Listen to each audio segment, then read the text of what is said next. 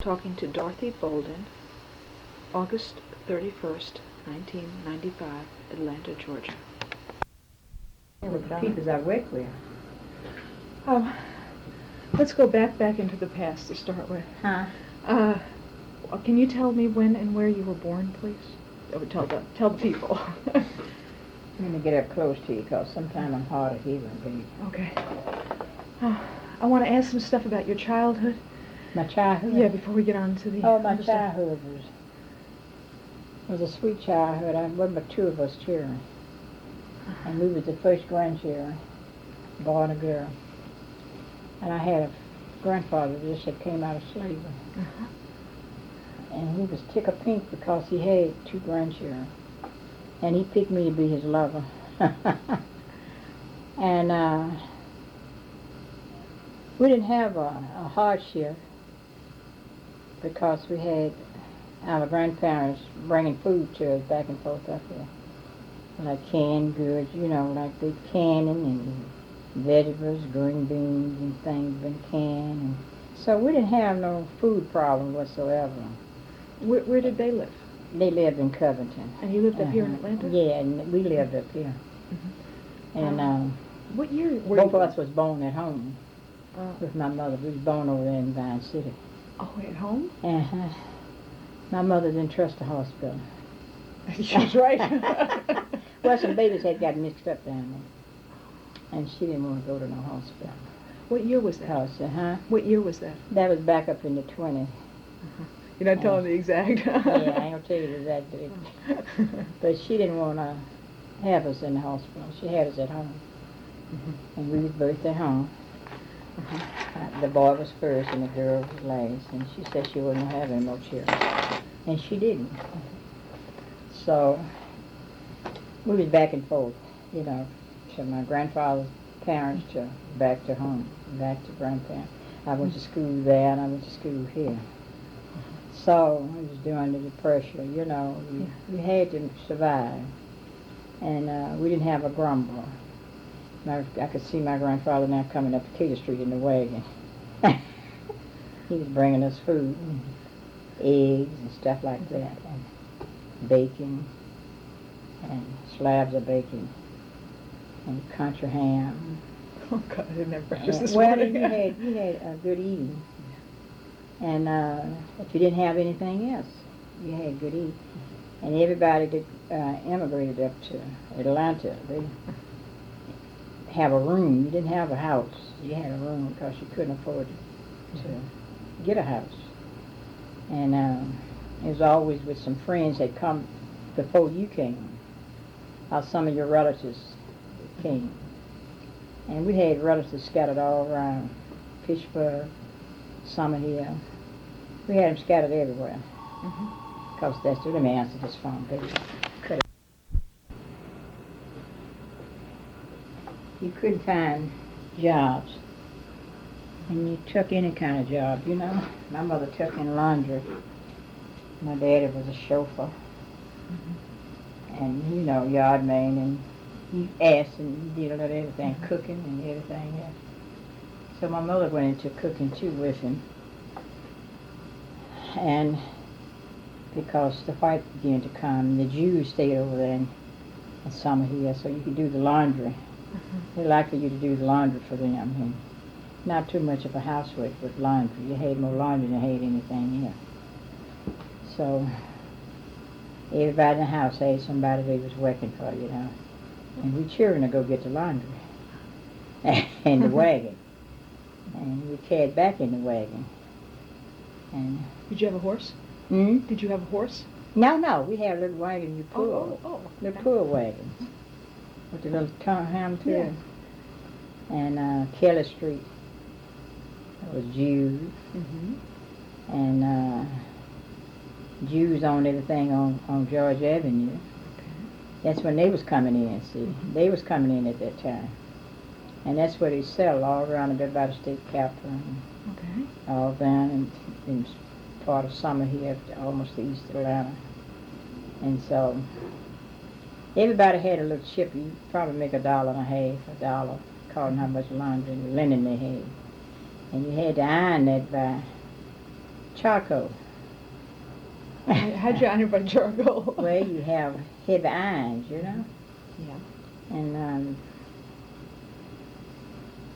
2 or 3 in the house have 5 or 6 ironing boards up, ironing, you know, and they very cooperative with each other, because if one get through before the other, then he helped with that bundle with somebody else, you know, and didn't want part of the money. They just let you take the money, you know, and they take what they done made out of theirs. And some people work very swiftly, you know, and some work slow. And so they looked out for each other and looked out for the children. You didn't have no problem people taking care of your children. And there was some fine children raised in them days, you know, because everybody looked after everybody's child. And when they feed one child, they feed all. And it wasn't mine. I'm going to let that ring. Okay. It wasn't mine, just as belongs to my children. It was all divided equally among friends and neighbors. And didn't nobody go hungry. You know, you always had a little bit to eat. And if you didn't have enough, some children eat more than others. And so if you didn't have enough, Mama would give up her plate. The neighbor would give up theirs. And say, you gave up yours yesterday, I give mine up today. So we're going to always have somebody ain't going to have enough. And, you know, everybody laugh over it, you know. So we didn't want to embarrass the child. Yeah. And back in them days, you treated children as children, and they respected you for it. They was obedient. That's the Boy, respect that's you changed. see. Yeah, you received that respect, see. Because you was nice to them, and you wouldn't try to embarrass them, you know, and make light of them. And everybody just loved it, everybody back in them days. I don't know what happened now to these here nowadays. But anyway, it was a good raising. I was raised and brought up in church. I was baptized before I got 10 years old, way before I got 10 years old. I was about 6 or 7. Is that real young to get baptized? I got baptized then. Because I was a child, it was always a gift. I lost my eyesight when I was a child. I fell from upstairs in a tall 3-story house and fell on the concrete. And it knocked my eye nerves out of the bed. One didn't crack my head open, but it just knocked my eye nerves out of the bed. So one eye went this way and one eye went down that way. So when they came back, did get them straightened out, I couldn't see, because it affected my sight, you know, my vision. I couldn't see out of my vision at all. So that worried my mother and my dad. It kept me down girded so long until they wasn't doing anything. They said I was born that way, but my daddy told them not, because quite naturally they was going to say that because I wasn't born there. They didn't have a record of it, you know. Yeah. And usually when you're born in a hospital, they examine your eyes and everything, you know, but they didn't have no record on it. They just told my daddy that I was born that way. So he just took me home one day. He got down there on the corner, Butler and Auburn, and was crying. So somebody told him, white lady was standing there, she said, what is the trouble?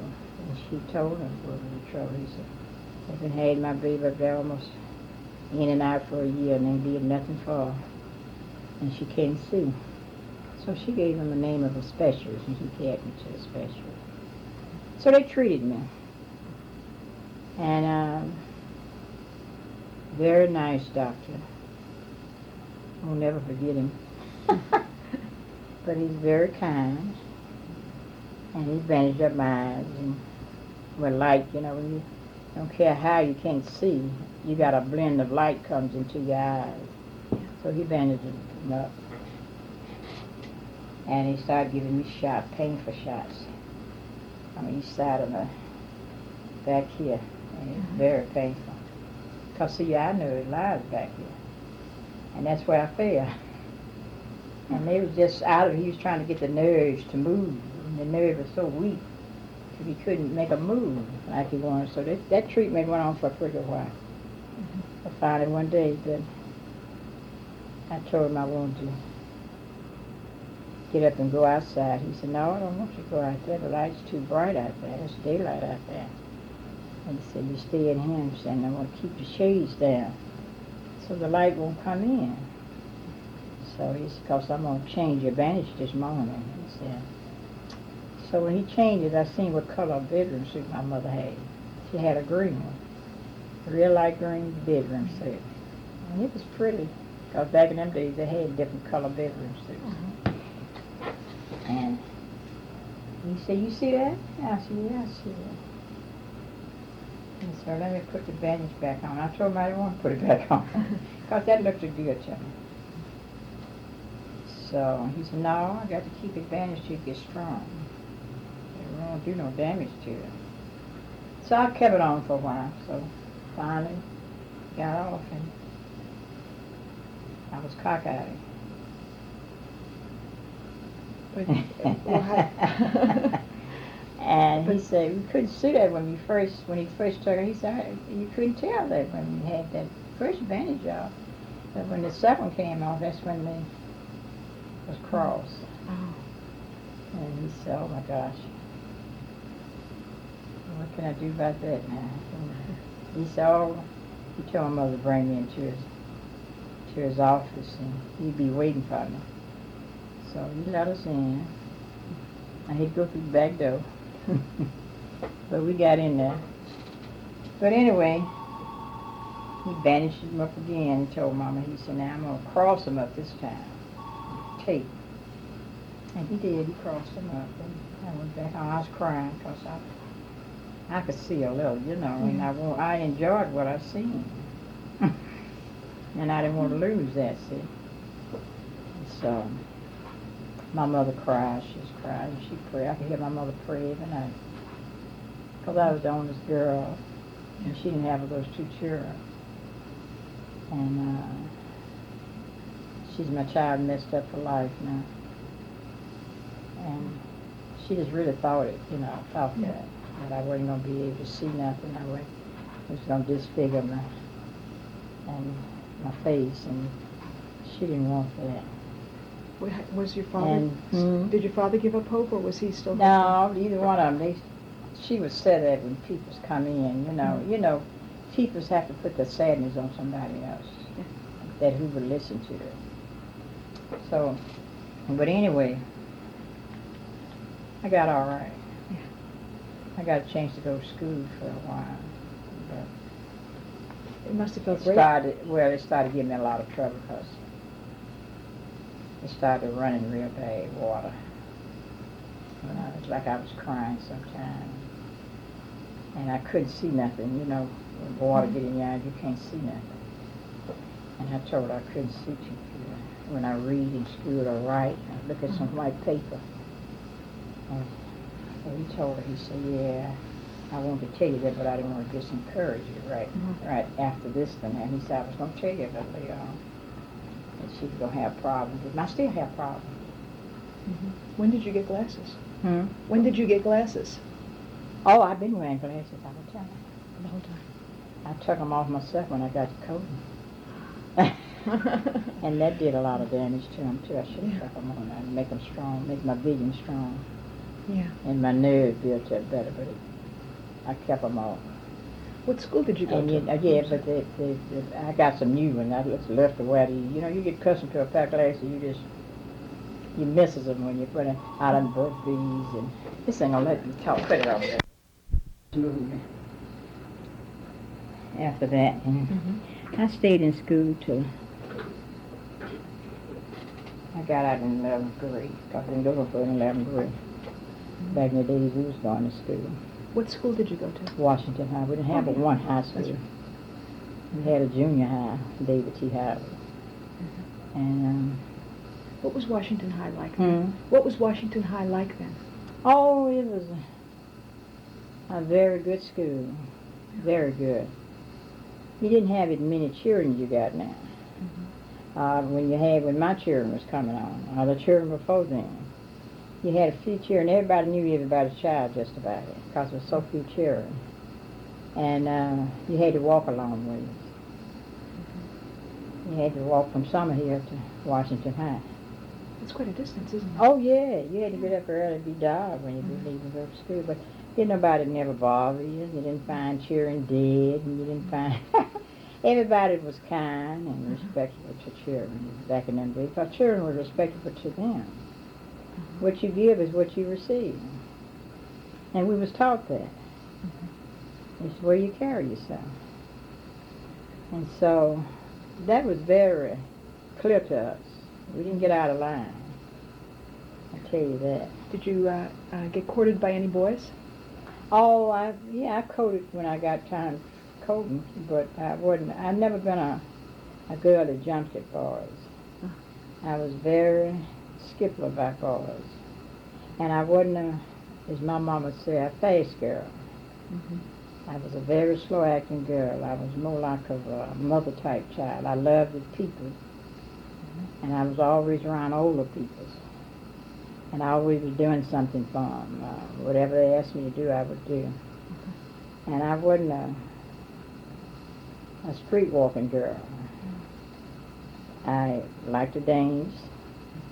I liked to go out, but that was it. I wasn't somebody that just jumped up, and a boy said, I like you, and I catch on to him, but I didn't do that. And he used to tell me I was pretty, and it never bothered me. It never touched me, and I didn't accept it in that tone or in that way. And I look at girls now, a boy can just walk up and start talking, and she goes bazooka over him. And come to find out, he ain't the kind of boy she needs to be with, Yeah, I'll tell you about my daughter later. Yeah, they're so anxious to get out, And I taught my girls this. I told them my life was a very strict life within myself. So you have to put that strictness within you, and that you don't stumble over and fall. And I don't think people realize that about children. It's reason I said we need to go back to grandmother. Let grandmama have a hand. But now children think grandmama's screw-headed. I make lectures at school and college, and they think your mama's, Yeah. I said, no, the wisdom she have, you wish you had, And I said, and she could pass it on to you, and you could be a great scholar if you would just listen. But see, my grandfather, both my grandfathers, both of them came out of slavery. My grandmother, both my grandmothers. And my grandfather, one of my grandfathers was a professor. He went to school while my grandmother sold flowers during slavery. And the quarters she made, she was saving.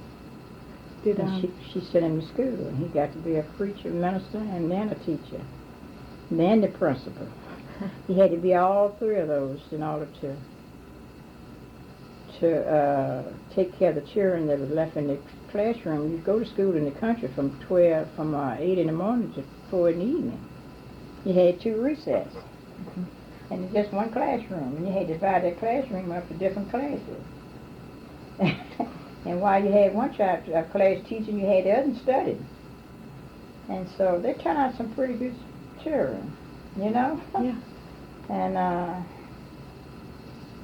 I remember when the Jews came over. To Atlanta? Yeah. And that's where they settled over there, some of them. And Capitol Avenue, George Avenue, and that's where the curb market used to be. A curb market around the state capitol. Stuff would be on the curb market, on the streets. They call that curb market. And that was a hill. They kind of narrowed it down a little bit, but it was a hill. Capitol Avenue would go around this way.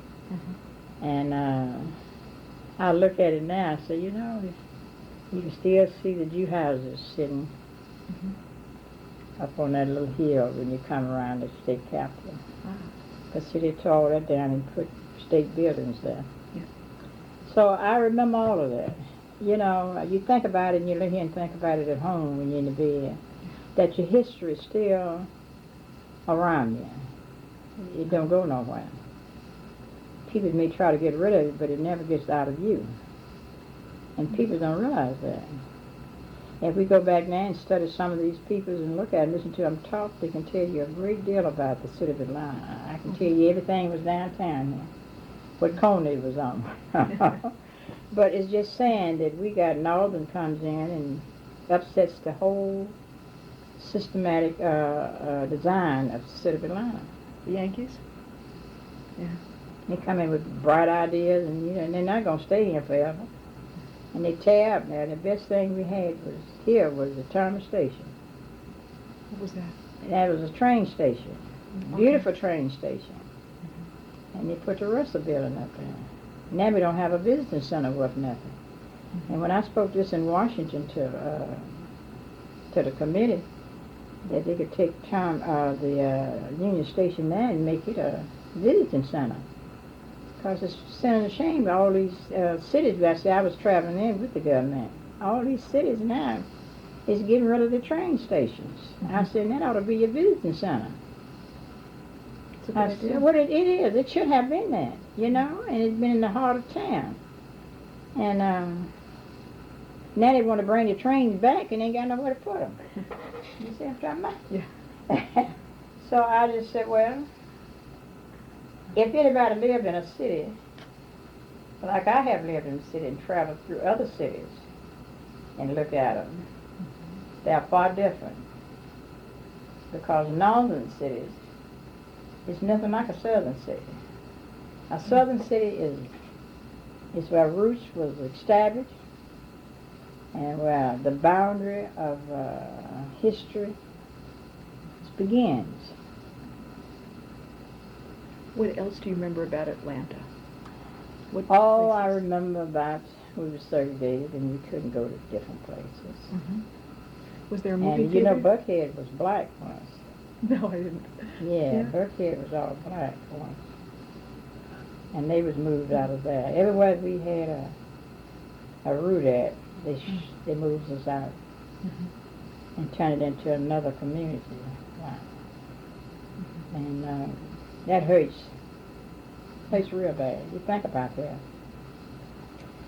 And we know we weren't able to mix and mingle with them because children was taught different from us. They was taught to say certain things to us. It would hurt, you know. But you took it because you had to work. And they'd call you names, the children would, and you didn't have nobody to tell it to them because parents wouldn't believe them. And their children would tell you they wouldn't believe them. And they got away with a lot of things. I remember a lot of things that wasn't pleasant.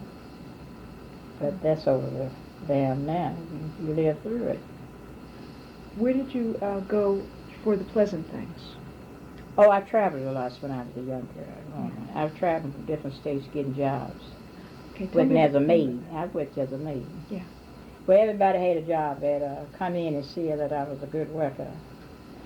You know, your people would go up north. Your peoples would. And didn't know how to find a maid there. When they come home and see that there's a nice maid go across the streets there, she may want to travel and get out of the city. And they'll put you and they pay you fair and pay you more than you're making here. So you were making $1.50 to $3 a week. Said they offer you $25 a week, that was some money. And you pick up and go. Well, where did you go? You go to Chicago, New York, Detroit. Hello? I traveled and did housework, lived in. Okay. Well, how old were you when you first started? When I first started traveling, I was about 17. Okay. Mm-hmm. And But I was working here as a maid. Before then, making $1.50 a week. And everybody said I was very attractive. I don't think I was, but I never thought of that. You know, I had long hair I could sit on. And I cut it off. Keeps it cut now. And I just feel like that I like more than most young women would learn. Because my mother would let me go. She said, I trust her. And when you have a mother who can trust a child, they give the child confidence within themselves. It builds all the confidence a child needs. I won't let my mama down because my mother trusts me. And I didn't. And I would call her when I said I was coming home. I would call her when I get here. I would leave my baggage at train station. We had 2 train stations. Sometimes I come in on the Union, at the Union station. And then I come in at the Terminal station. Called which way I was coming, where I was coming from. And as soon as I get another job, I tell her I'm leaving. And they say, you going to let her go? She said, oh, she can take care of herself. I said, I'll take care of herself. And I did. I was more mature than most young people was. And I had very good taste. I had the brightest ideas.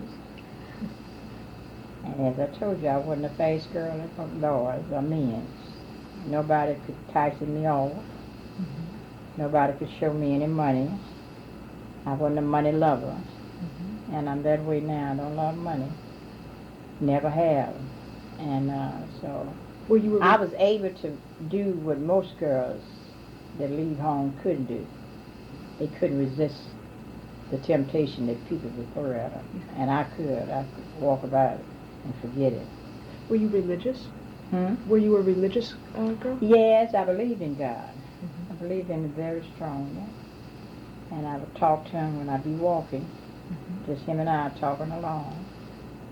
And that's your best guide, your best protection. And young people don't know that today. God can talk back to you. You just, it's very, very, very, very scary.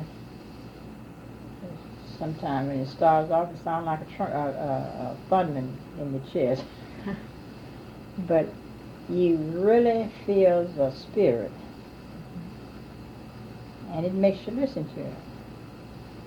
When was the first time that God spoke to you?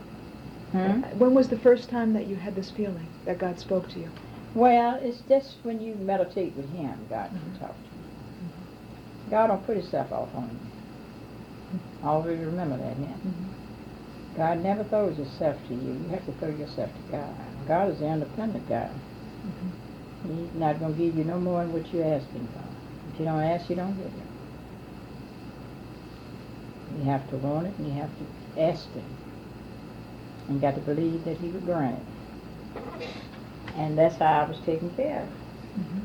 Yeah, I believe in God, because if I started this with no money, you see how far I have got with it, 29 years. Some angel had to be on your side up there. So He took care of this, and I was very happy because I didn't have any money, and I wasn't going to beg for no money. Let's go back to when you were just leaving home the first time. Oh, when I first left home, it was a jolly thing. It was fun. Riding the train. I tell you, you have a lot of things thrown at you, you know. Yeah. Men walk up to you. And when you're attractive, you know, you dress real nice and looking clean and neat. And you have everybody looking at you and speaking to you, you know. And they can tell when you're from the South, because you're scared to get on the train. You know, you're waiting for your turn. You're when somebody's polite. being polite to you, you know, you're kind of scared to accept it because you're from down south. And they can tell where you're from, because that's the way the people react, you know. Southern people don't treat you that with their kindness. So you just northern was different from south. Where was the first city you went? Huh? What was the first city up north? Chicago. Chicago. It was a pretty place in them days. And all the restaurants was out, you know, bands was playing on the sidewalk and stuff like music. And you enjoyed it. You call them honky-tonkies. And you go to one honky-tonky, you go to another honky-tonky. So you enjoyed that. That was very pleasant. But I got to mixing them. Then I met a young man and I married him. And that a child was born. And I was sorry I married. I went through a wrestle there.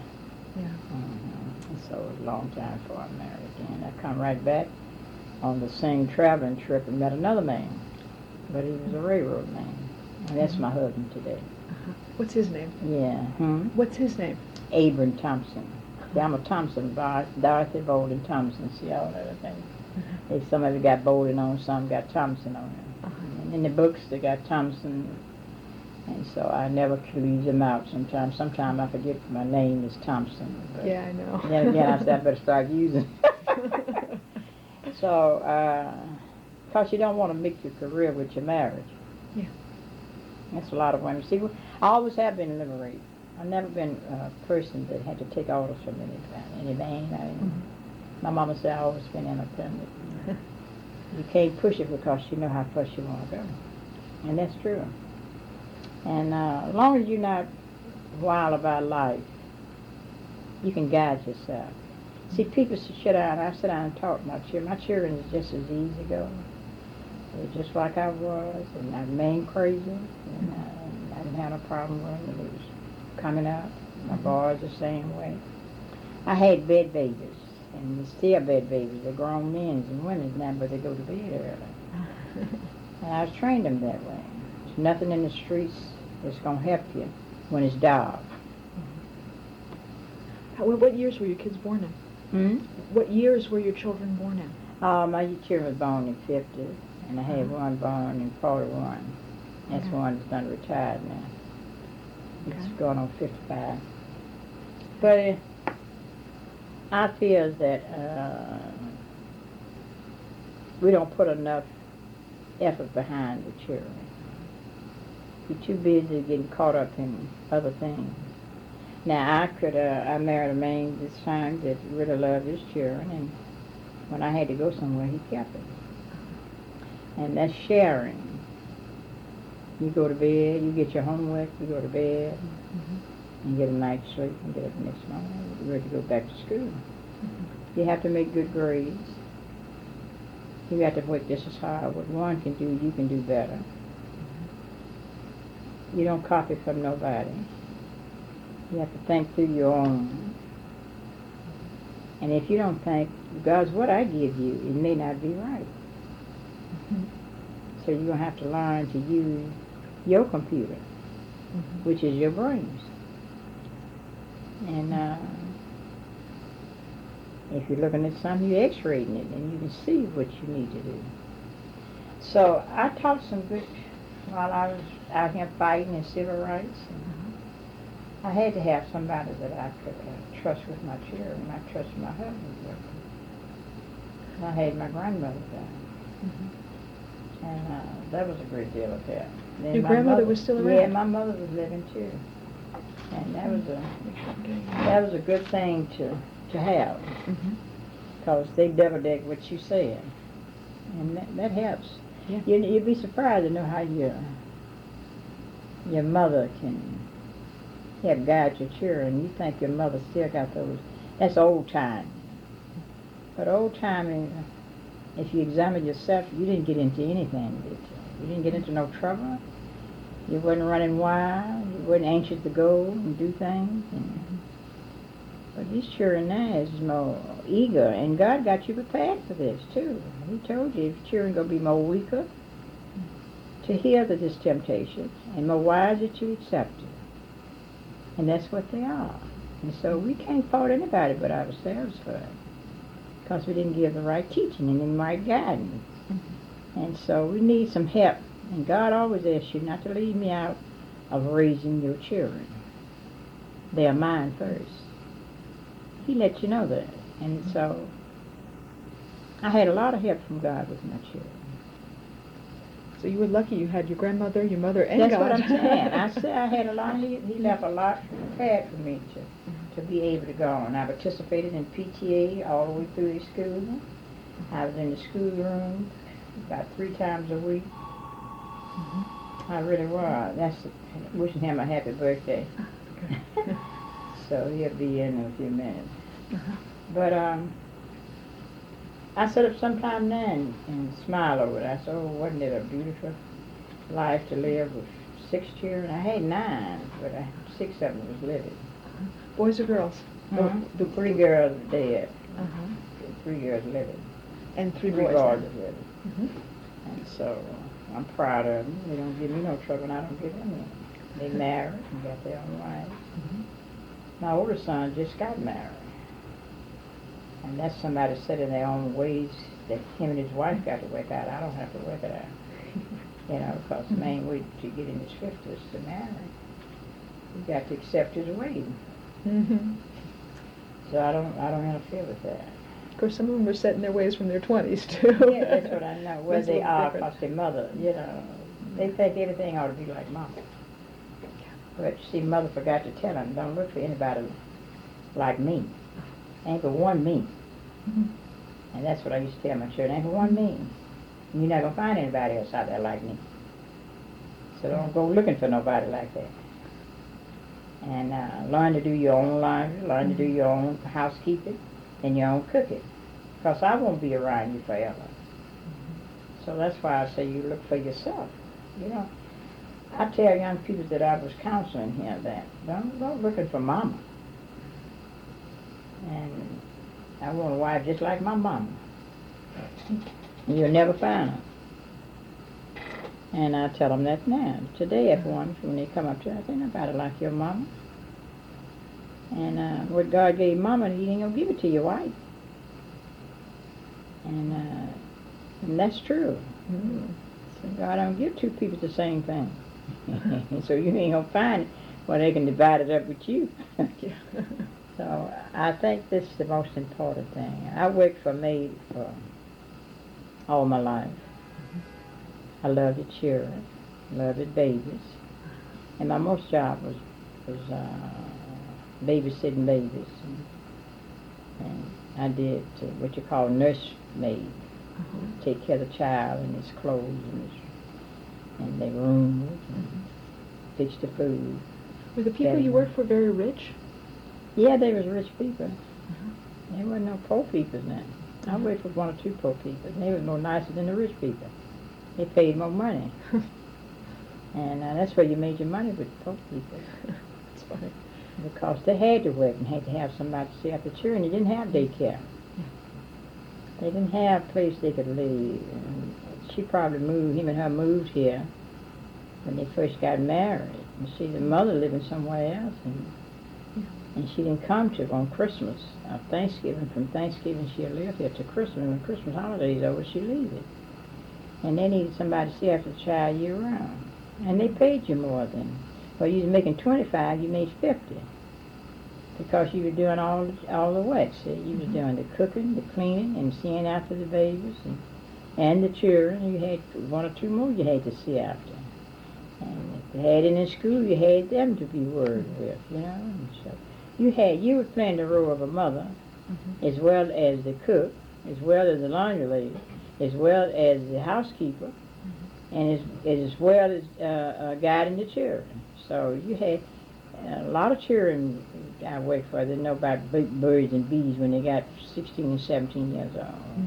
We had to teach that to them. We had to teach little girls how to not let little boys touch them. You know, you're not to be touched. And everything private. I said, your body's private. You're not supposed to let them see too much about you. And those kind of things. My children got some good guidance back in those days. And that's why they loved their nanny, they called them. And they would give them some good talking. And some of these women worked in these homes for 35 years. And then when their mother died, their daughter wanted them to come over and work for them and be with my children. And so that's how it brought on down to each generation. Did you move from family to family a lot? No, I didn't. I would go from, it's like I was going out of town. Yeah. They had a wedding here and somebody come in and I'm there with the children and I was good with the children and they've been noticing that. Yeah. They was enticing me from them with more money. Yeah. So they would buy you off with more money. And you would travel, they'd tell you to send you a ticket, get your address and everything, and they would send you a ticket, train ticket. And you didn't have no flying because you didn't have that much to fly on. So you rode the train wherever, and they'd pick you up at the train station. Where were you during World War II? Where were you during World War II? I was traveling then, doing that kind of way. What do you remember about the war years? Huh? What do you remember about the war years especially? The war, all my folks went to war. World War II? Yeah. Oh gosh, I ain't got no relatives, no men relatives, close relatives living. They went to war.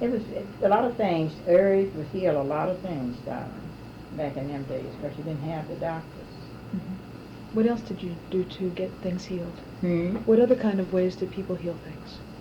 Well, we did pretty good, I think. That Yeah. they brought out some good cherubim Uh-huh. and taught us some things. I believe in herbs Yeah. too, because herbs do stimulate and clean out your body. Yarrow? Huh? Did you ever use yarrow? Yeah. Did I ever use them? Yeah. Well, yellow root? Yarrow. You know that the thing that's got the kind of ferny leaves No. and white flowers? Mm-mm. No. I heard you make tea from that. Do No. you use yellow root? Huh? Do you use yellow root? No. No, I know that I don't stuff, deal with yellow roots either. Okay. My grandmother used to pick out the herb that she would make Mm-hmm. different tea and stuff with. What kind did she use? I don't know. Don't remember I can't remember all of them, but it kept you clean and you was healthy. I just Kept asked me because I healthy grow. up to where I am now. I got arthritis now. I caught arthritis when I was out there dealing with these knees and the cold, feet get cold, and started in my feet arthritis there and went all the way up my leg. Well, let's get on to civil rights and Oh, the civil rights union, was too. I was at home. My children was small then, and I was at home, and I was sewing. And I'd be sewing at night for my daughters, and I would listen to Dr. King on television. That's why everybody didn't have a television. Just some people had television. Mm-hmm. So I had one. Was he still in Alabama then? Who? Dr. King. Was he over in Alabama then? Yes, he was over Okay. there then. He was in.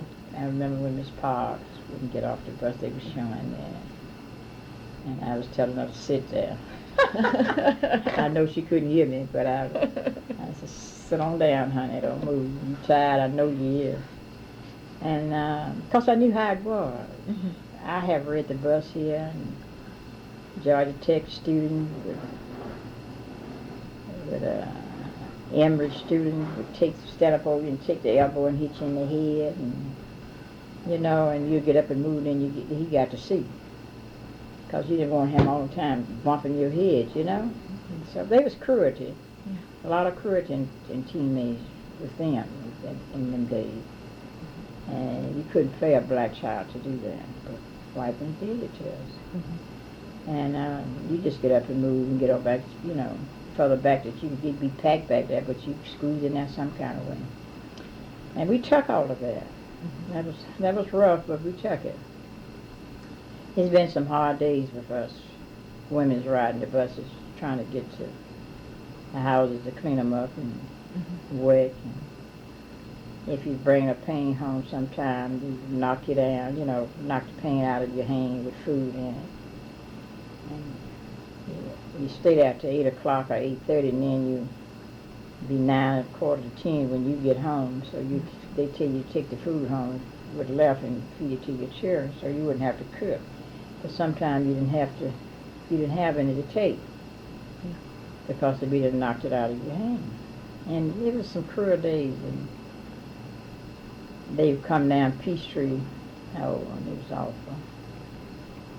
And they'd jump out the car and go over there and pee up against a building. And they did some horrible things. Nobody knows that, but people as old like I am that lived through it and seen it. We had everything on Peachtree, King Hardware, and you name it, we had everything on Peachtree. You could come down on Peachtree. And Whitehall Street would end right there at 5 Point, and Peachtree would pick up right there and go back on high. And then you had West Peachtree. Mm-hmm. And I looked, I saw, oh boy, did we have to go through life like this all the time. So during the war, it didn't get no better. Mm-hmm. It really didn't get no better. And because if it had been, you'd have made more. Mm-hmm. Men's come back home making $7 to $10. Wasn't no $1, sometime about a week. And that was bad. That was sad. Sad because you didn't have enough. That's when children got out of whack. See, parents didn't make enough money. They had to take care of their needs, so they had to do it that way. And I remember my brother went to World War II. They stripped him of his lungs and just left him a half of a lung. And it makes me cry now the way that he thirsts for alcohol because due to the facts he was helpless.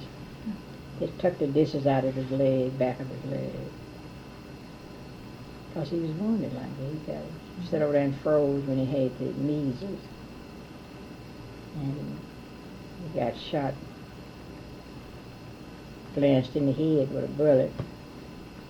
And he just wasn't the same when he came back. They don't never be the same. And you think about it, I had an uncle, some uncles that went, that been dead long years ago, right after they got out of service, because the nightmares that they went through, it's just horrible. You know, they talk about things. And they were a little bit more stronger than the white world, because they did try to wait. But alcohol overtook them. Mm-hmm. It's like alcohol overtake these white men. Memories, they try to get rid of it, and you can't get rid of it. When you see some 2 or 3 people, or 12 people get killed or blowed up, how can you forget it? Yeah. You can't walk away and say, and your buddy over there too, that was 1 or 2 of your buddies in that crowd that got blowed up. And you don't forget that. And that's because my father had sat down and talked to me about it. And he said, you don't forget it. You just get you a drink of liquor and you feel more jolly. Yeah. And that's what happened to them. You see these soldiers coming back in now, they're not happy. You think anybody happy to see their buddy get killed over there? Yeah. And we went in there together, and I'm coming back and he's not here. And it could have been me, it's the same way. And that makes it hurt. It hurts deeply. And this country don't have the guts enough to take care of their veterans. Mm-hmm. They're always stealing themselves. They're always putting themselves in a position to make more money and to get more money. Mm-hmm. Now, I'm listening at all this now, what's going on. And when I was coming on, I remember when the Republican was in office. Well, it stole you dry. That's how you got to be. They got to be millionaire. See, that's the truth. Mm-hmm. It stole you dry. Hoover promised you anything, so if he could get elected, but Roosevelt beat him out. Uh-huh. Hoover hadn't thought about no Social Security. Hoover hadn't thought about better no housing projects for black and white. Roosevelt thought of all those things. You were a Roosevelt lady, huh? Huh? You well, were I was. I really was. Because he was a man that showed some progress. Yeah. He made little money, but she could survive. Mm-hmm. I flew up here and got it. You know where I got my first Social Security card at?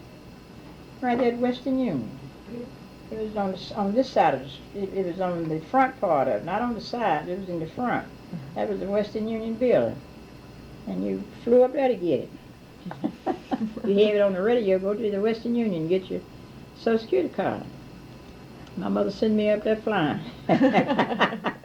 Then my brother and I got out of Social Security.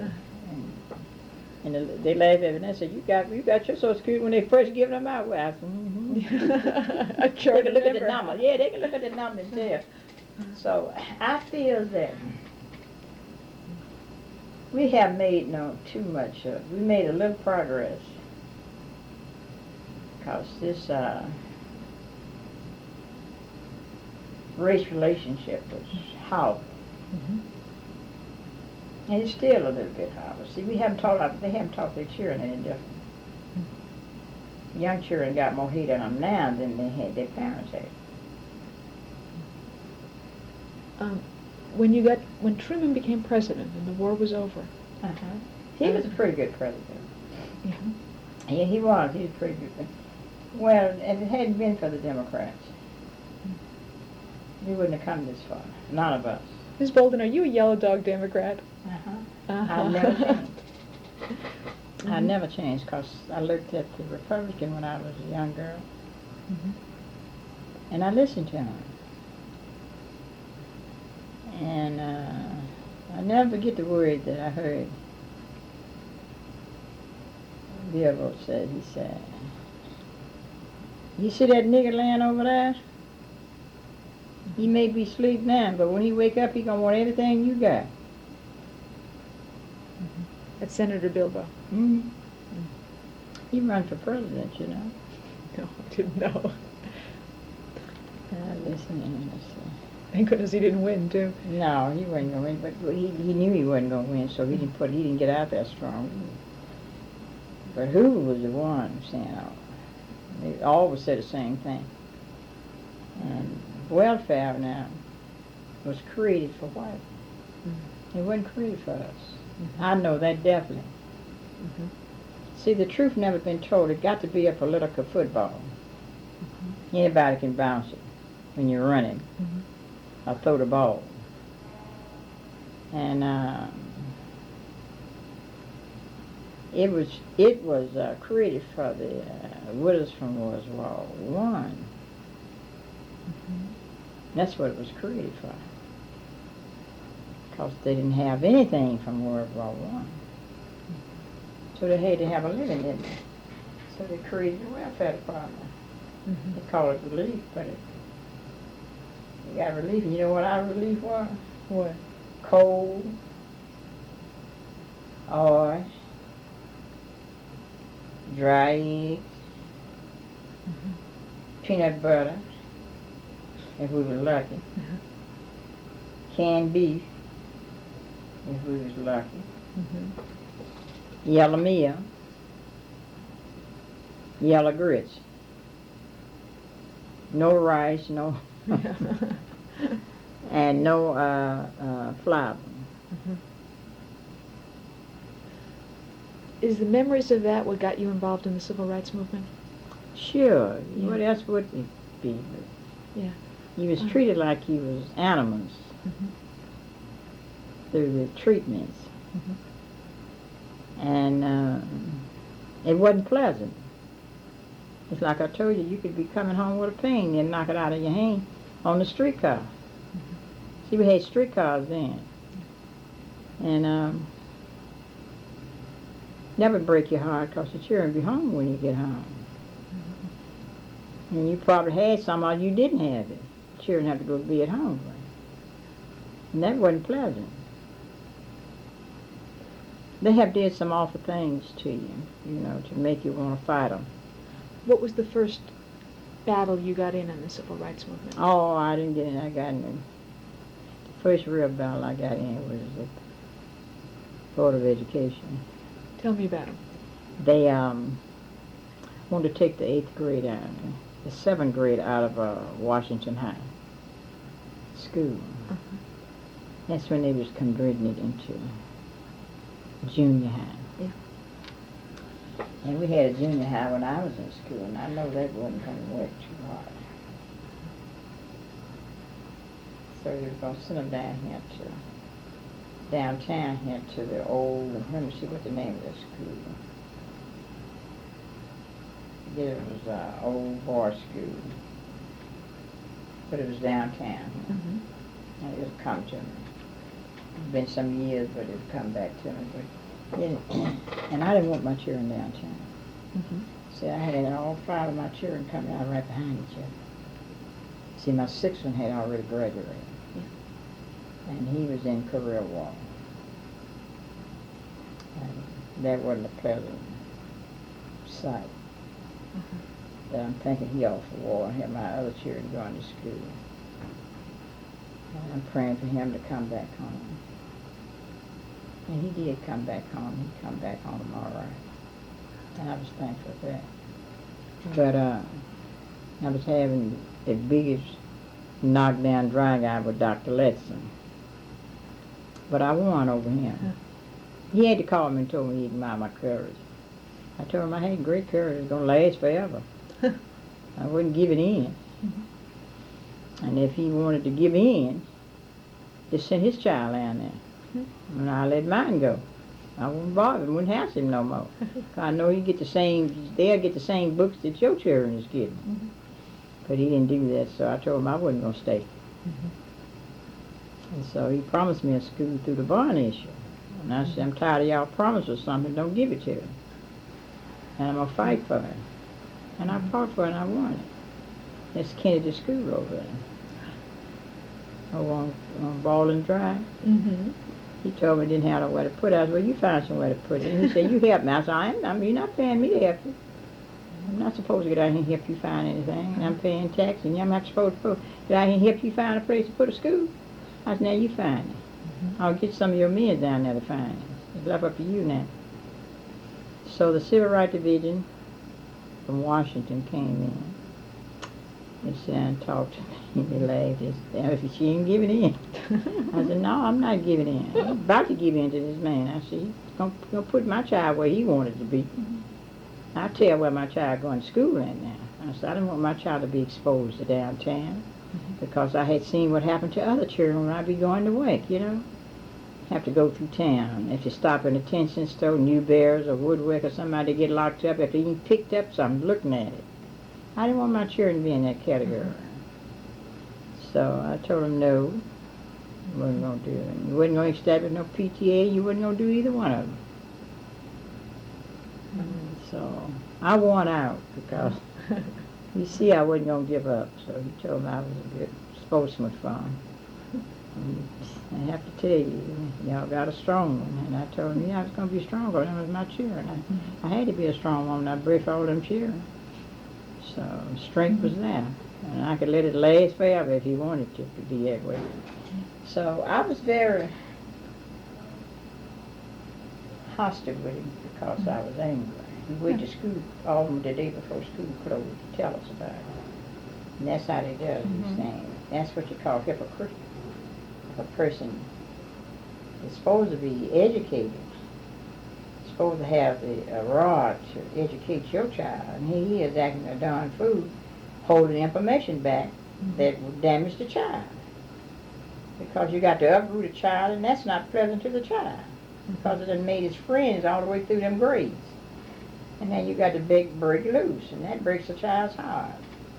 You don't know how it tears a child apart inside to lose his best friend. And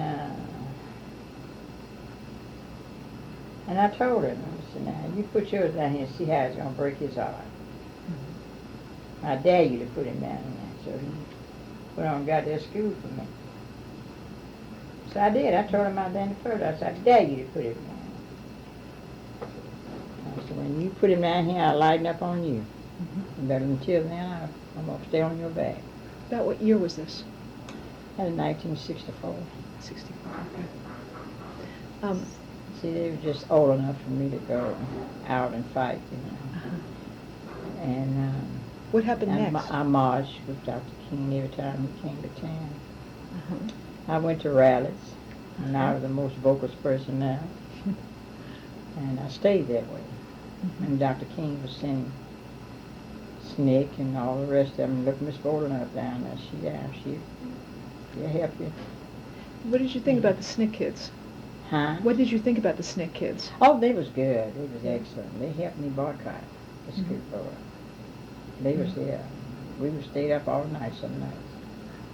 I go home so sleepy and go on to work then. Who stands, besides Dr. King, who stands out in your mind from that time? Oh, Dr. King would always stand out in my mind. Yeah. He's the strongest one of them. He had help. He understood that. He had women like me. He had women like Miss Parks. He had women like, what is her Mississippi name? Fannie Lou Hammer? Yeah. He had women, the strong women that didn't back down. And you couldn't ride their back. Nothing you offered them would make them change. And I was one of them. Anything you offered me, I wasn't going to change. I didn't take money. See, those kind of women don't love money. They love what's doing right more than they do the money. And I don't care how bad you needed it. You didn't take it. And nobody could buy me off like that. And I believed in everything he said. And there's, a whole lot of rumors. There's a lot of rumors. Just like I don't mean, they put rumors out when you get to be top leadership. They try to degrade you or bring you down. So you got so much of strongness and strength in you, and so much encouragement from pass it on to somebody else, and they don't know how to accept it because they don't believe in it. They want to tear you down. They got so much of evil to think about. So they want to bring you down to that level. And they're weak and they want you to be weak. And I appreciate what white people did during civil rights. But we had to struggle. We had to really struggle. We had folks set eyes. Because you never know who was behind you. And we had a lot of them behind us that didn't mean us any good. And so we lived through that. But Dr. King was my idea of, I just wish it didn't. Do you remember the KKK and those types from Oh this shit, they period? didn't excuse the language, baby. He called me and cussed me out when I organized the meeting. He told me them bitches wasn't worth the money I was asking for. Yeah. Oh, they do that every day. Because I was on television a lot, advertising, about all, because all television was calling me. Well, when did you start? In 1968. 1968. Mhm. And tell me what happened with it. I'm still here. Oh, we get to cussing out each other on the telephone. Mm-hmm. And they see they wasn't, they told me I was a damn fool. Mm-hmm. I told them, I said, I ain't your fool. You don't scare me. And they have talked about whooping my behind. And they wouldn't say behind, they say, hey. Mm-hmm. And I told them anytime they wanted to, just come on over and grab it. Mm-hmm. You got a tough ass to work. Then I hang the phone up. Mm-hmm. But I never tell anybody because it didn't stir, it didn't bother me. It made me angry, it made me determined to do what I had to do.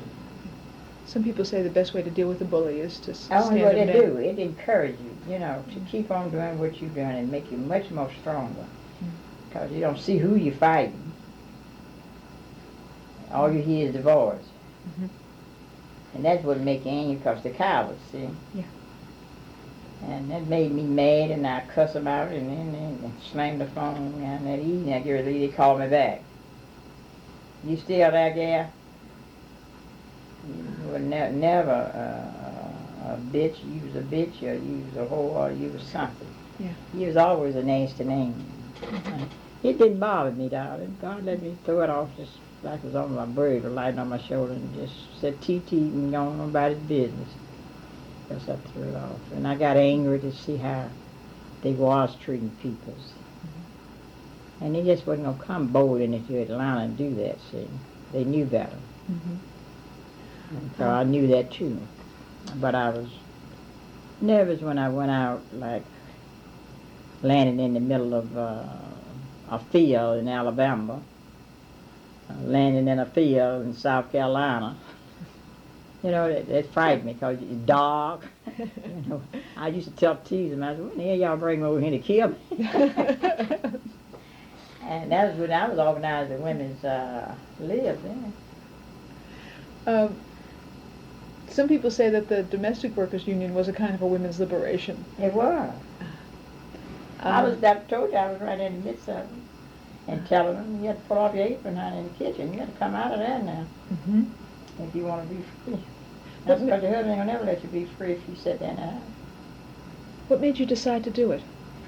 Well, it's like I told you, my grandmother was my best counselor.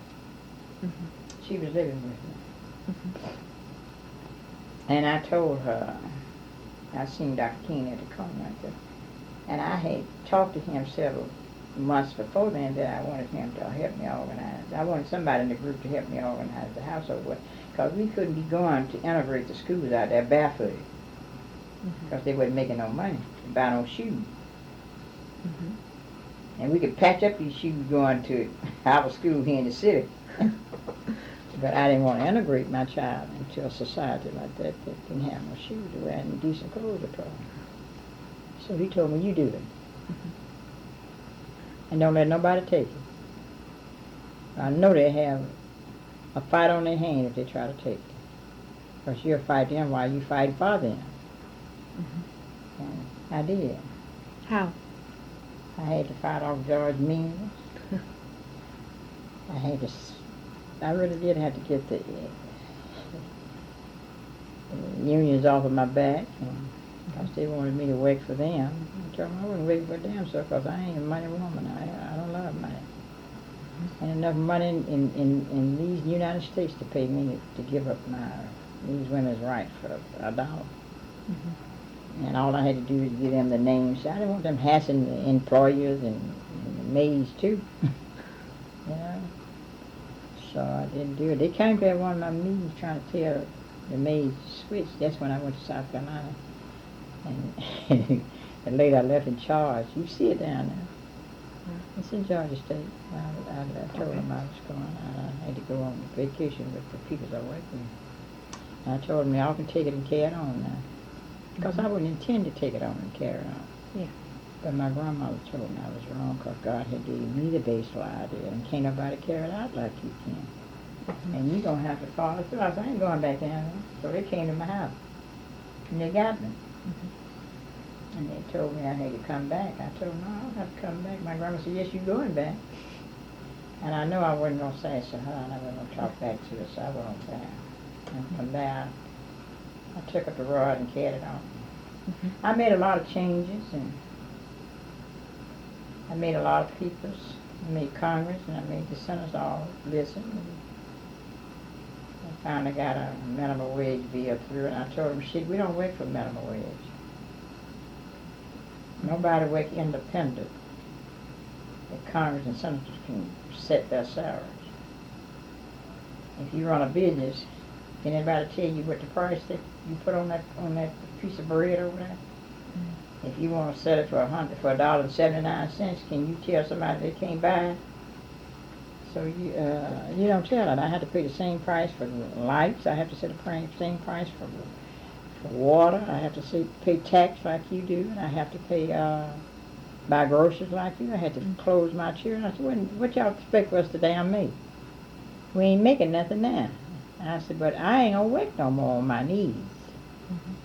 And I bet not see another woman on her knees working. And I meant that. And they tell you, anybody tell you I said it. They had me to testify, so should I testify what I believed in? And I told them, nobody takes that belief from me. I know it's a better pay. Y'all got the money. You pay it. I else don't hire. And I mean that. And you ain't gonna get them to come to your house if I said don't go. And they didn't. So that's how you picked up your increase. Quit and go somewhere else. Somebody else offer you something, tell her you won't be back. And that's how I had to talk to them. And some of them threatened me to carry me to the governor. You can carry me to the governor's mansion if you want to. It don't make me no difference. He don't set no tone here with us. If that's the case, he should have been done set one then. If he haven't set one up to this day, don't even mention it. I don't need it. So this is when they came up with this. I don't know, this disappeared the other day. You think I'm kidding? It's a bill, see, the minimum wage. Okay, Bill 49 from the Senate. To be entitled to an act to establish a minimum wage for domestic employees. That's how many employees didn't make that kind of money. Wasn't making no money. Yeah. And moving from pillar to post. Told him I was tired of that. A child don't know where you're going to wake up the next morning. And he all dropped his head. I told him, you're being ashamed of it because you brought the shame on. That's been going on this way since slavery. And we sure ain't slavery. So they agreed. I made a lot of changes. I made change in now. I helped them. And I was reading hell everywhere. You can see that. Yeah, I ain't got them all up. It's just some of them. I made change everywhere I went. Okay. And I didn't bite my tongue. I went to Tarrytown, New Jersey, where the congressmen go, and turn it out. I told them they come up there and have conference and pick what they're going to do to women. And I said, you just don't do this. We're going to be part of the planning from now on. And we are part of the plan. And they meet me, shake my hand. I can't remember them, but, I said, Miss Bolden, I heard you in Tennessee or somewhere, And I said, well, I'm thankful, darling. Because I really, I fought for both races. I didn't fight for one. And I told him I didn't want no George meaning nobody, I'm knocking on nobody's door, no representative knocking on no door. I built up the communication here and established that, and I did it. And I meant it. And they was proud of it. They went to paying it. Because, see, I just wasn't out here to be hollering. I was out here for a cause and a reason. And the reason was women's. And the cost, they wasn't making anything to live on, survive on. Their children weren't. They had to pay for books. If somebody stole your book, you had to pay for it, or you didn't graduate. I wasn't going to take that no more. I told. And then we had to buy all our utilities to cook with in the kitchen as a school. I told we wasn't going to damn buy that no more. I said, it just like I ain't going to buy no damn more pots and pans now. I said, mean that. And they knew I meant it. And I meant it. I was just that bold with it. I had to be that way.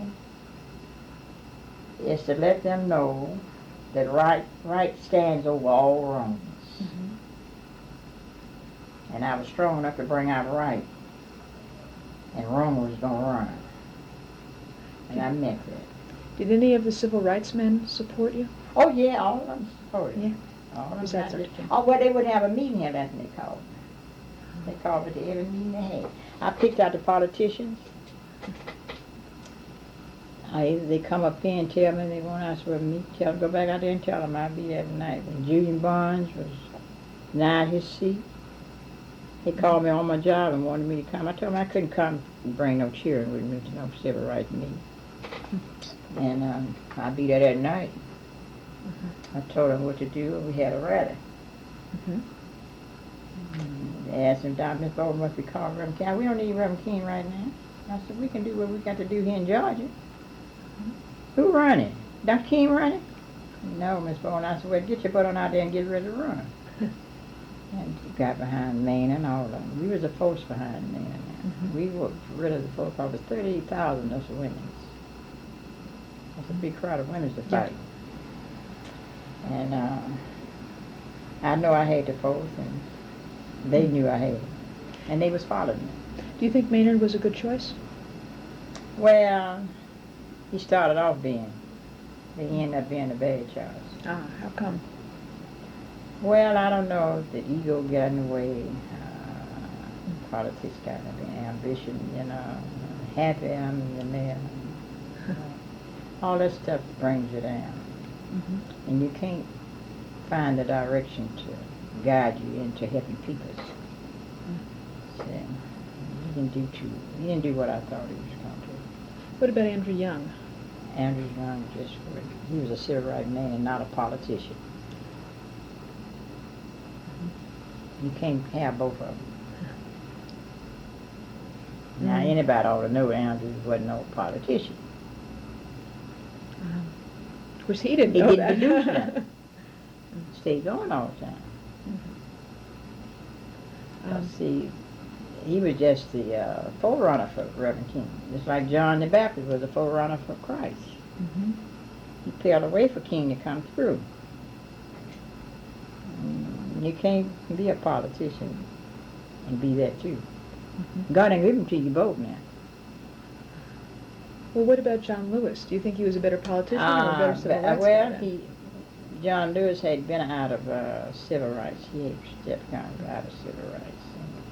I think you're saying tactfully he was a politician. Politician, Yeah.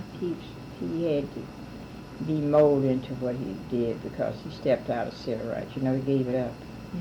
That's when Stokely Carmichael took over. Which was sadness. But I missed John when he left because Reverend King sent Lewis to me. What did he send him to you for? To talk with you? Yeah, to help him organize. And I did it. See, I knew Reverend King way before I knew John Lewis. But John Lewis caught the bunk of everything. He got beat more than enough. And that hurted me. But he held his own. And he's holding it down. You can't give a man a rod to crack his head. You can give him one to crack yours when you don't understand what he is. So, they can't prosecute John. They can't say nothing too nasty about him, because he knew how to operate what he was doing. He really knew how to operate Snake. And when he left, Snake got out of hand. But when he was there, it was in good guiding hands. So, that was something different. While we're on politicians, Other than politicians, I saw your mug from the inaugural celebration. Were you a Clinton woman? Huh? Were you a supporter of Bill Clinton? Yeah, I'm always supportive of Democrats. Yeah. Any Democrat I support. We got some good Republicans, but they get in there and get greedy too after they get in. Some of our Democrats does that. Some Democrats do that. You have to kick them out of there. You know, the other And see, day. President Carter wanted, he always wanted a Nobel Peace Prize. And he should have gotten one, too. Well, he got to do, you can't get anything till God give it to you. Did you ever get to meet President Carter? Who? Jimmy Carter? His mother was the honorary chair of my organization. No. Yes, sirree. Oh. I campaigned for him. I didn't left know my that. position in Washington to campaign for Carter. I was with the Republican, but I was a Democrat. And they knew I was a Democrat, and I told them before they even punished me. As you know, I'm a true Democrat. I'm not a picky, a little woman that you can pick on now. I can raise some hell and turn over some tables. And I say I am a faithful, truthful Democrat.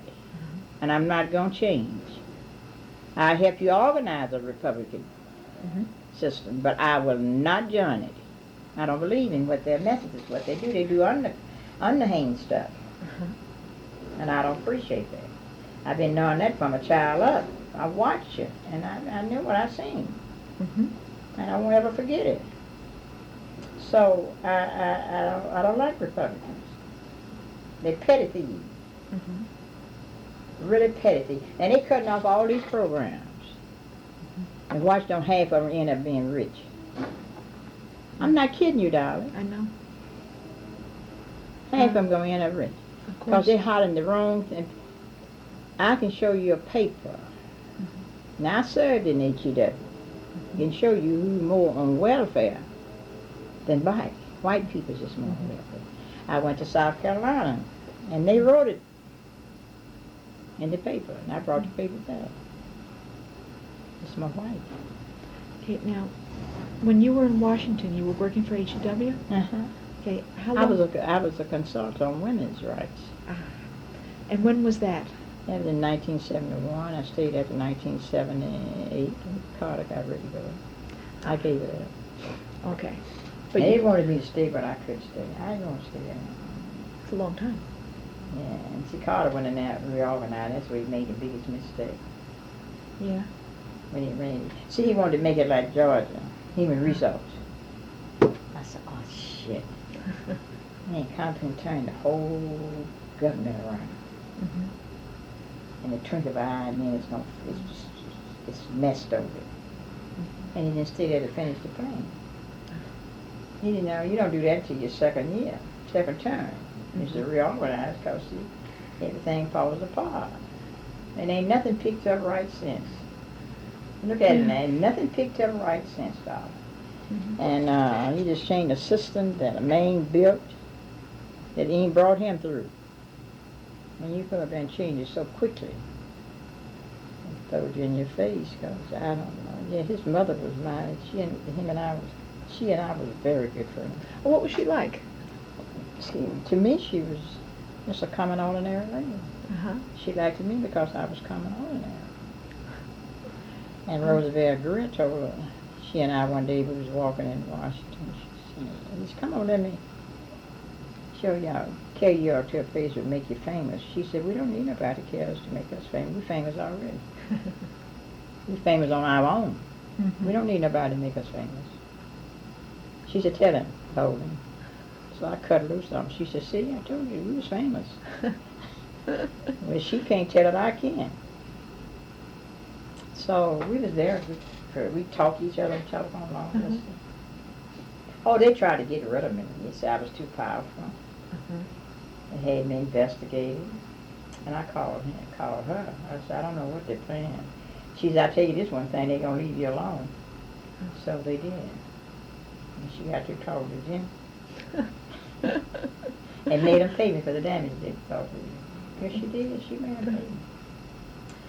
And I appreciate that. Mm-hmm.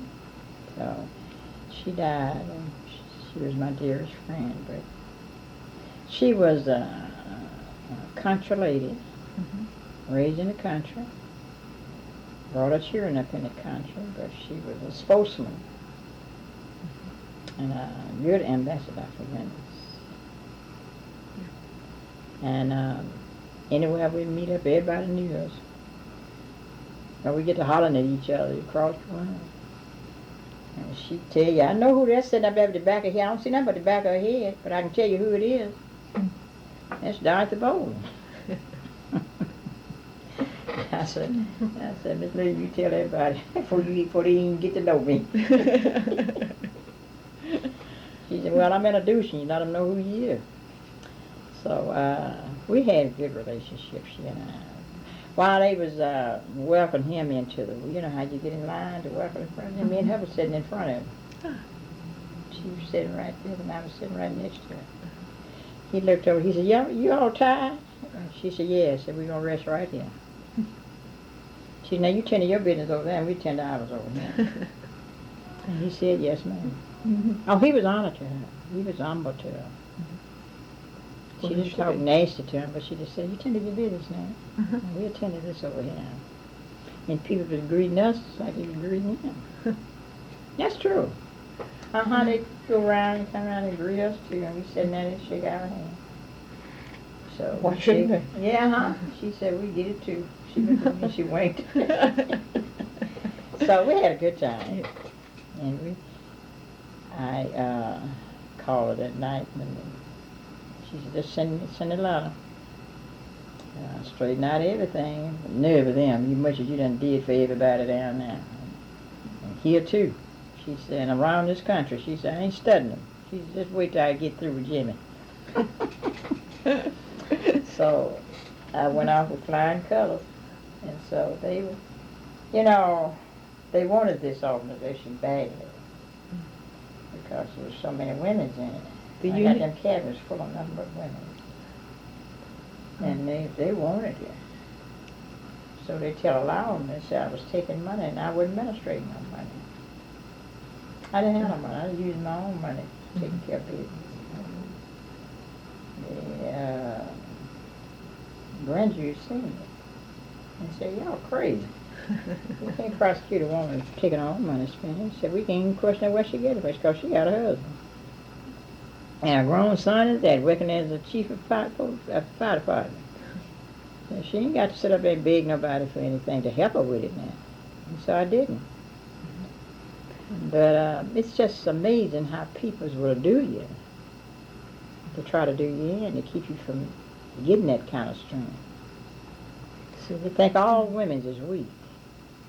I don't like to see a weak woman begging and pleading with a man. You know, if you have his child and if you birth him, you married to him, if you want somebody to protect him when he can't go, he gonna have to have a strong woman. But if you make her weak before she get there, you and her both weak going down the drain. You won't have nothing. Yeah. So if you're seeing women stand up for their man and jump in there first, well, I believe in doing that, protecting, whether he's been so good to you, but they let him know you ain't gonna bulldoze him while I got it. Now you can do what the hell you want to do with him after you get another woman. I don't know if she gonna be strong as I am or not. But you do it while I'm here. You want to be smart to be strong. That's what I'm saying. I tell him in a minute, honey, you good. Now I ain't out of no man. I plead with the one I got. And how we get along is our business. So that's the way I felt. My husband never got in my way of traveling. I was free to travel anyway. I made it that way. I made it that way because I figured God had something to do with it. Ms. Bolden, Mm-hmm. if you had to look back and say, those are the things that I'm most proud of, what would you point to as your legacy? Those women's out there. Yeah. The strength and courage I gave them. The women in the domestic workers union.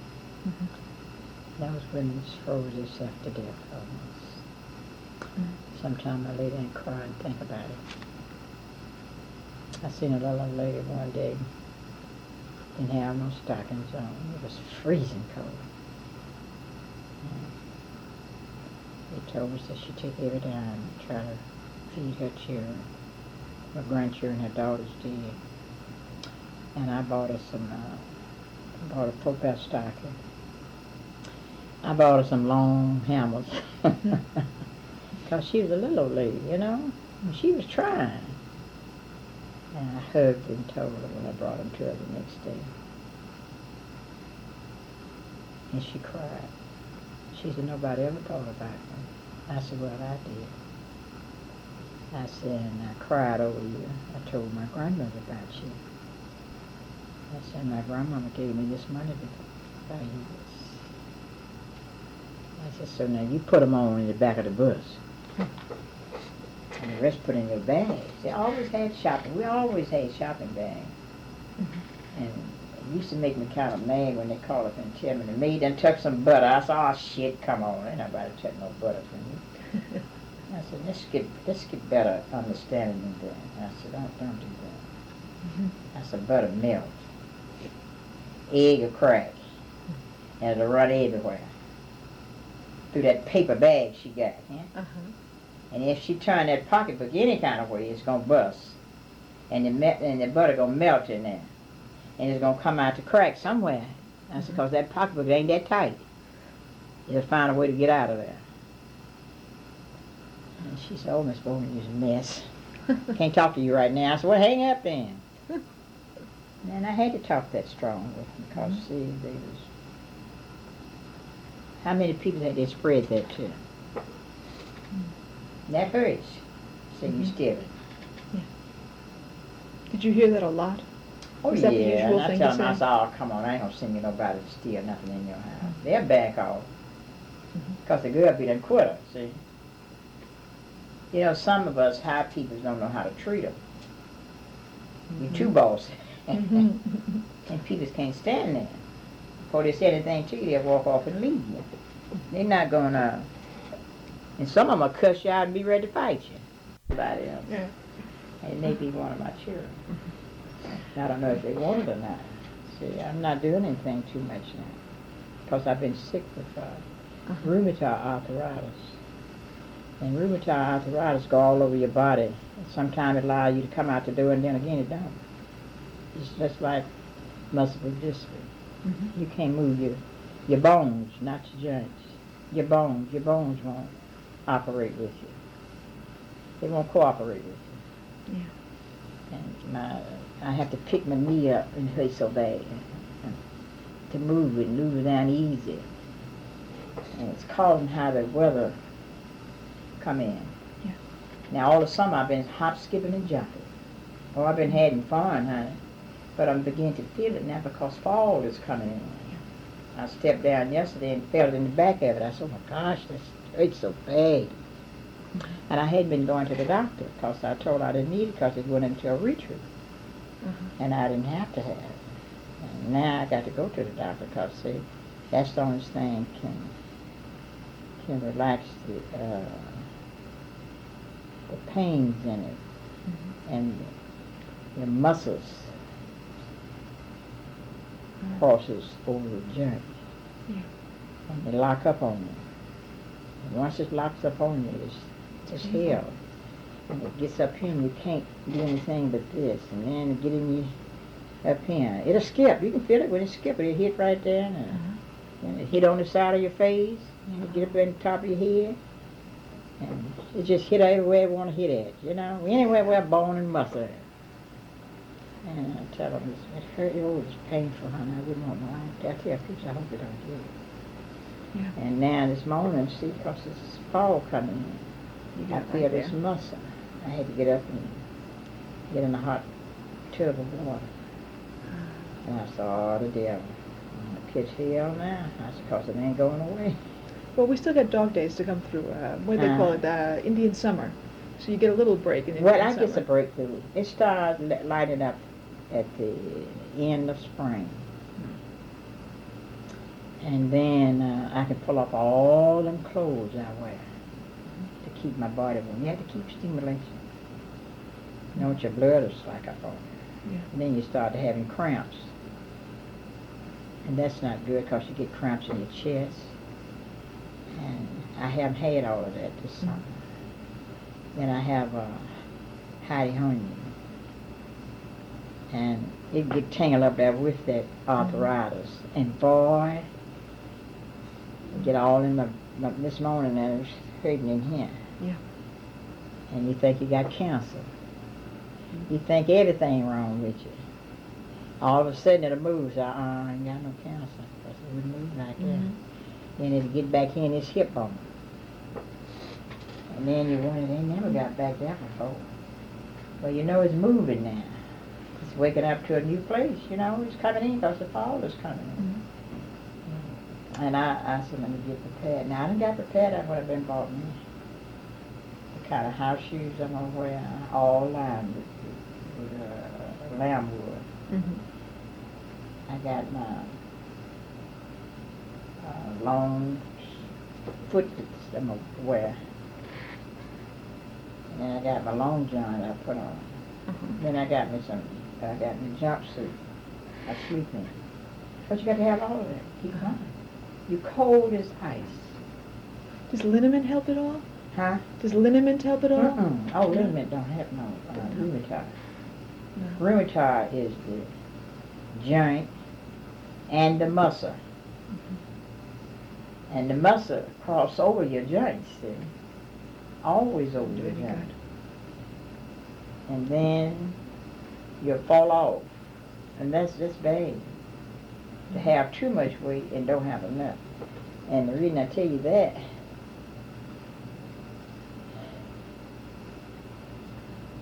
you see all them knots in the bones? Yeah. Them bones. They stick up there. They're ready to react now. And then they'll swell. And then you can't move now. You can't pick up now. I lost mine. This is a new wedding band. I lost one, it's wide from here to there. In that bathroom, it fell off and I didn't even know it. And see, these joints get slim. That's the reason I got my wedding band on this finger. I can't wear it on that, because see, that done lost some weight. Yeah. You see my knuckles? You look at them, all them were soles on my knuckles, like the O.J. Simpson. Now that actually comes. And then it comes on your toes, on the top of your toes. Them knuckles up there. Eek. And they run infection. Does it make it hard to wear shoes?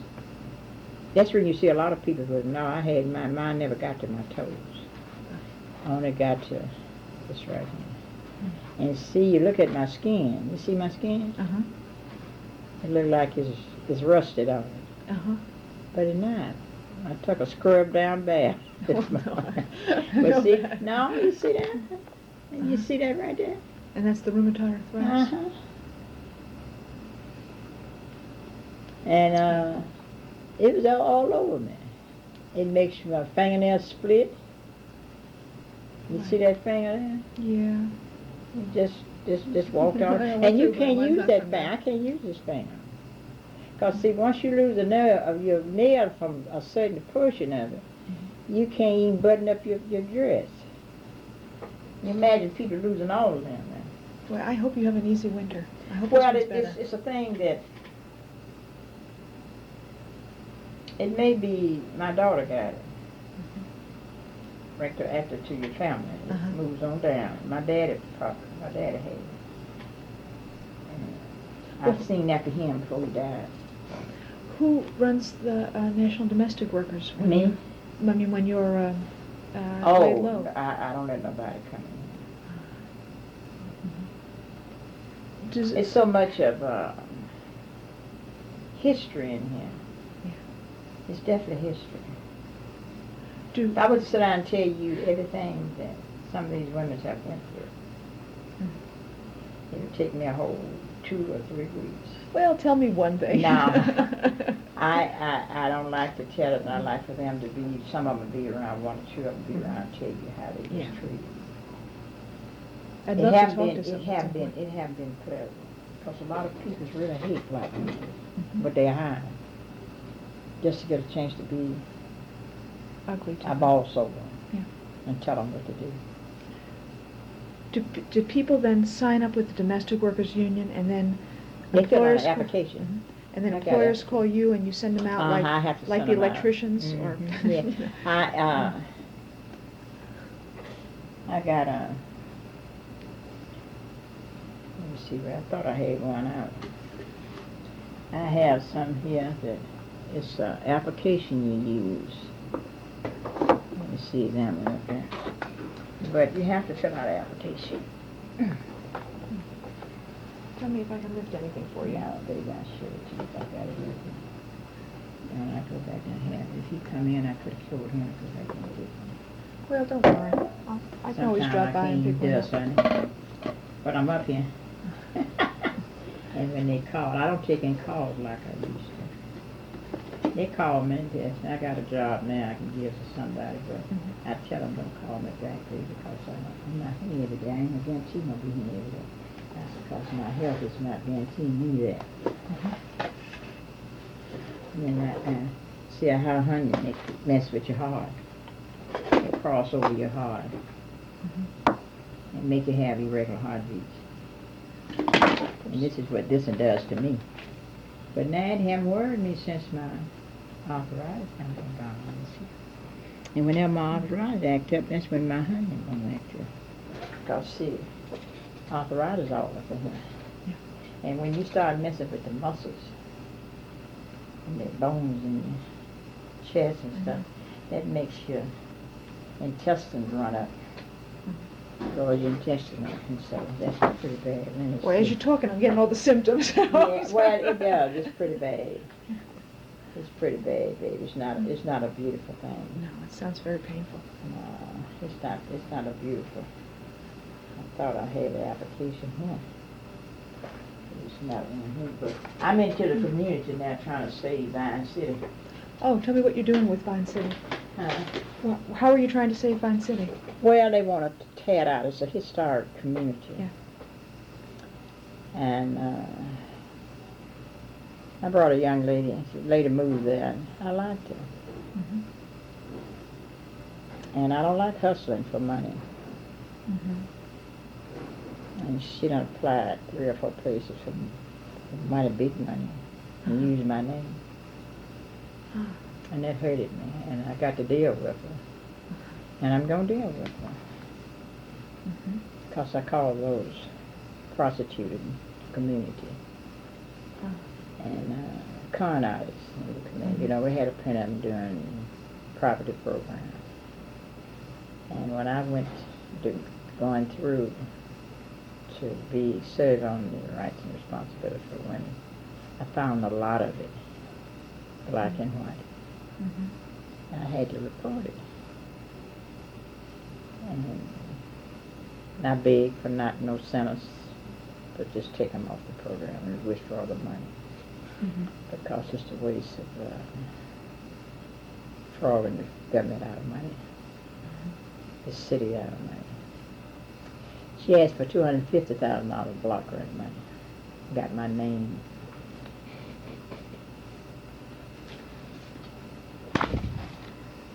See that? So this is a new thing, CDC. Community Development Cooperation. And she got that. So this is my name. I didn't give her permission to use it. Ah, I see. And I told her I was too well known throughout these United States for her to do this. See, I've been in every region that the government had and organized household workers. And so I told her I was too well known. I'm going to deal with her. In order to think she's going to get the money. But everybody's saying 99. And then she went up into another place. Now I was going to let her mastermind this money. But I see what she couldn't. When you don't show me your bank receipts, council checks, there's something wrong. And they showed me the statement that come from Pasha 25. That's right up there in Northside and Martin Luther King. The new apartments. Mm-hmm.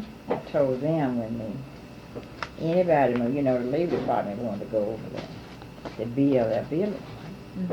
I protested. And Andrew was the mayor, so I defeated him. Mm-hmm. And let me see where I put that. I defeated him. And I told whoever come into that, develop that, they're going to have to feed something in the community. Because we're tired of going to the government, begging, and can't get nothing. And when it comes through the city takes it. And that makes our community go down. Mm-hmm. I said, the next person come in here, they're going to feed back into this community off the rent. Give us something. Mm-hmm. And so we get $150,000 every year. And that can renovate your community. Uh-huh. Revitalize the community. She wants it, but if she can't mastermind it no better than the $50,000 she got, she don't need it. I'm going to blow her off then. You understand what I mean? Yeah. And so I wasn't in on the planning after I gave her the money. She said thank you. She stopped speaking to me. Mm. When I know the thing, my name was down to City Hall. Mm-hmm. And now she headed up there to the empowerment program. So what are you doing? Prostituting to get money. So I said, well, she may just leave town when she get all this money. I'll get enough of what she thinks she wanted. And I said, she'll leave. They bought vans. You don't buy vans like that, big equipment things, when you first open up a program. So they let me know you can't administrate. Mm-hmm.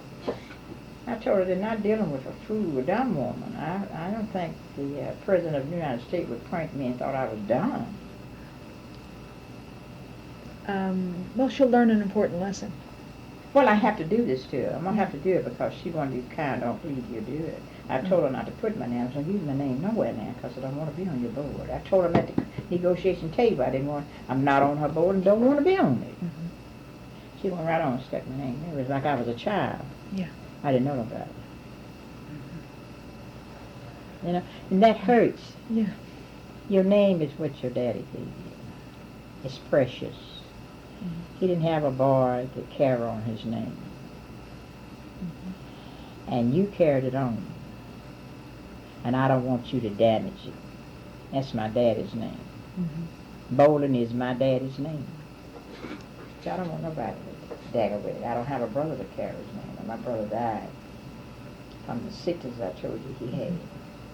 And so I don't want nobody dealing with it. And I told him, I don't think she even got by with it. I got 3 or 4 lawyers ready to grab it. Ms. Bolden, if you could look back in your life and say, I'd like to live that moment over again. I wouldn't. Wouldn't choose it. Mm-mm. Mm-mm. It builds a lot of enemies for you, and it builds a lot of love for you. Mm-hmm. But you keep both of them fighting each other within you.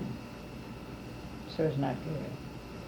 Okay. The past is the past. No, that's true. It's not good because you're sad one day from what you're getting from the one that don't like you. Mm-hmm. And here come one that peps you up, the one that loves you. Mm-hmm. So it's not a good way to live. You can't please everybody. Have no intention of doing it. And they think you should. Mm-hmm. But I have no intention of trying to please everybody. There's no way you can please because God can't please them. Mm-hmm. And why have to make me think I can please them? So I can't please them, so now I have to deal with that kind of life. And it hurts. They come up and see this and they get angry. Why? Oh yeah, they get mad. Why do they get mad? I don't know, darling. I have asked that question to God many a times. Mm-hmm. They get angry. And if I was to show them my resume, they'd just really go on to it. And I think one of them got it. I think she got it 'cause I think I left it in her car because I was fitting to do it over again. Because I got some more other stuff I had to put in there. And I think she got it. And she come up there one day and she seen it. She said, "Gosh, did you get these?" I said, "Oh, that's not all of them. I have them at my house." I said, "I don't go nowhere to get them. They send them to me." I said, "'Cause I tell them I don't come to no banquet. I don't can't come to anything to receive an award. I'm not out here for an award. I'm out here to make women strong enough to take a part of their life and have some control of it. I know they're not no men, but they got something they can contribute. It's to make this a better place to live with peace in it. And not something that we can sit up and say it makes this glorify me. It don't glorify you. You got some women that act like they're men. They're not men. God intended for you to be a woman. He put you here, but he can make you a strong woman. And he glorifies strong women. You know he can count on them. He can depend on them. If you could stand in front of a room full of young people and give them advice, and infinite number of young people, and you get to Yeah. stand up there and give them advice, what would you say to them? I would say to them that you got to show yourself that you can be independent on your own. You don't have to follow. Why do we have to follow Tom, Dick, and Harris to anything when we have the strength to be ourselves and be what we ought to be? What do you want to be? Ask yourself, get in the mirror and look at yourself. Say, what do I want to be? What do I want to do? Where do I want to go? And how do I get there? That's good That's the advice, most too. important thing.